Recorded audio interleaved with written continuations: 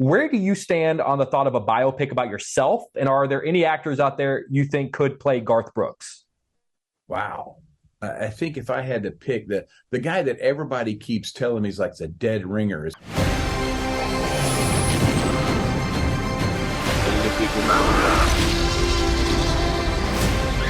Where we're going, we don't need roads.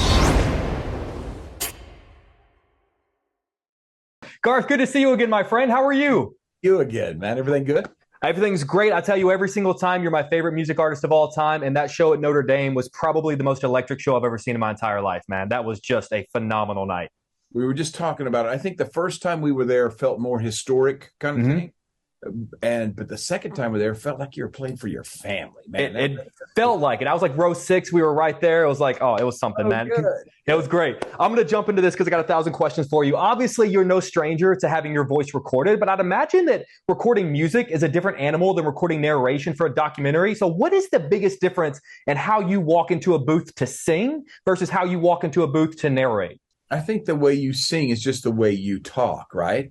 So you can get away with using don't instead of doesn't if it meter right, right? If it meters right, you can't in narration because every breath you're showing your level of intelligence or lack of, right? And these guys are so sweet because they're dealing with an Okie, right? And so they've had to kind of change words or realize there are some words this guy can't say back to back, right? And so they're very sweet. They do that. And at the end, hopefully what you've done is not entertained, but you've just kind of informed and kind of built a raft for them to take the trip in. Because the narrator is nowhere near as important as what you're seeing. And what we see is absolutely beautiful. To your point, because you are one of the biggest names in the history of entertainment, I was just thinking about how often does Garth Brooks actually get to visit national parks? Like, can you and the family casually visit Yellowstone or the Grand Canyon without causing a huge uproar with people around you? Well, that's the great thing about the national parks. First, know that we're on tour. So these national parks are right by us. So we go as band and crew.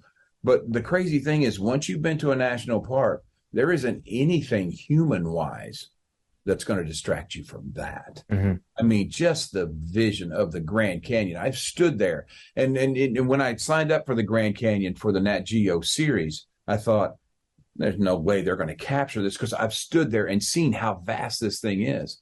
But I got to tell you, hats off to them because when you see it, you actually get the size of it. So these guys do everything classy and cool. I should have known this was not going to be an exception. There, it was absolutely beautiful. I was thinking about what it must be like for you to hear your own voice played back to you. But beyond that, because you are my favorite singer of all time, so many of my favorite songs are yours. Can you casually listen to your own music? Like, would you ever turn on Friends in Low Places or The River or Papa Loved Mama just to listen to it like the rest of us do?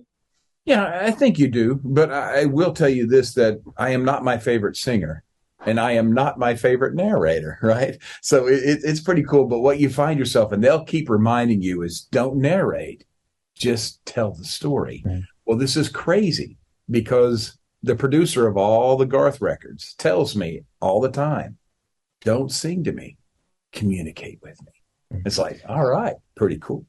Well, it goes back to what you talk about with your concerts. Like, I genuinely felt like I was there with my two best friends, Carly and Eric, and it really felt like you were just talking to us. Like, it felt like you were singing to us, which was, I think, such a testament to your show. You talked about some of your favorite singers. Over the past few years, we've gotten so many great musical biopics. Elvis just a few months ago. We got Rocket Man about Elton John, Bohemian Rhapsody about Freddie Mercury. Where do you stand on the thought of a biopic about yourself? And are there any actors out there you think could play Garth Brooks? Wow. I think if I had to pick the guy that everybody keeps telling me is like the dead ringer is Michael B. Jordan. I just think that'd be the perfect choice. It's like looking in a mirror. It's him and Creed because he's got the six pack. I mean, it's the same thing. Right? Exactly. I don't know, man. Elvis, I will say this. We just watched the Elvis one, and here's my plea. Let's make a movie about Elvis, right? That was all about Colonel Tom Parker. And my thing is you have the greatest entertainer on the planet. You have the biggest selling solo act of all time. Let's get a movie about him and take that ride like they did with Queen, Freddie Mercury. I love taking that ride. The best one, though, had to be Ray Charles. My God, that movie was unbelievable. So let's take that ride. Let's take that ride with the King. That'd be fun. Fair enough. I'm going to cut you loose on this, because I do love Nat Geo and I love a good documentary. Few of them do it better than National Geographic, which got me thinking of all the songs you have recorded. Which one would make for the best documentary? Which one has the best story behind the scenes that would make for a great story like that? Ooh, I think the one that's probably the most impactful would be a song called In Another's Eyes, which wasn't just mine. It was with me and Miss Yearwood. That song, people don't know this story, but that song not only changed my life, it saved my career. So there's a lot of stuff behind the scenes, like everything else, when you start taking off the layers, when that song happened, how it almost didn't happen. Those things are cool. That one's probably the one that's got the biggest story behind it. Yeah. And also, I'd love to see one about We Shall Be Free, because what you did at that time for such a community that needed to be spoken out for, when not enough people were standing up for them and speaking out for them, I think was beautiful. And I'm forever grateful for you doing that.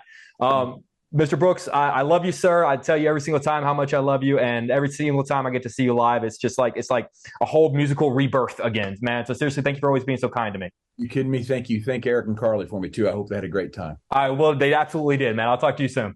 I'll see you. All right, bye, buddy.